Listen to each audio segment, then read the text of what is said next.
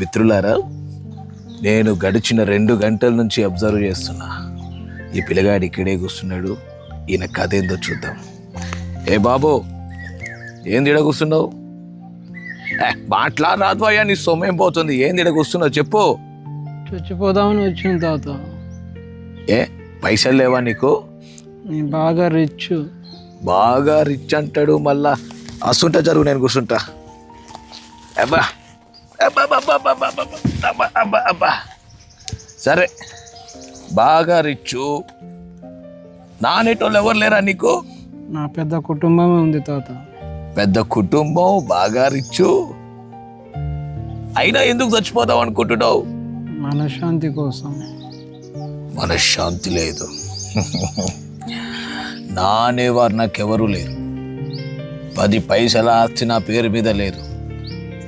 ఇప్పుడు నాకున్న పరిస్థితితో కంపేర్ చేసుకుంటే నేను ఆత్మహత్య చేసుకోవాలా, మీరు చేసుకోవాలా చెప్పండి.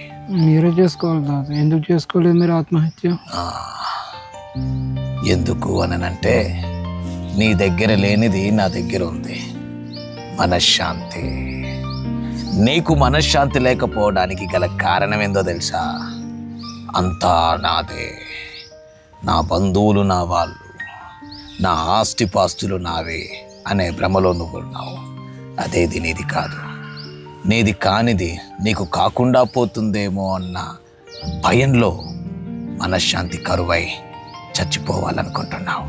తుంది కాబట్టి ఉన్నదాంతో తృప్తి చెందాలి అనేటువంటి మనశ్శాంతి నాకుంది. కాబట్టి ఉన్నదాంతో తృప్తి చెందాలి అనేటువంటి మనశ్శాంతి నాకుంది.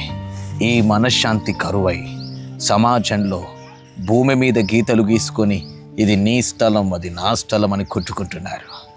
ఆఖరికి అంతా విడిచిపెట్టి 6 అడుగుల నేలలో పడుకోవాలి. అది కూడా శాశ్వతం కాదు. ధైర్యం తెచ్చుకో. ఒక్కసారి నాది నాది నేను అన్న స్వార్థాన్ని విడిచిపెట్టి చూడు, బ్రతుకు చాలా అందంగా కనపడుతుంది. అలాగే తాతగారు. ఇంకా చేసుకుంటావా ఆత్మహత్య?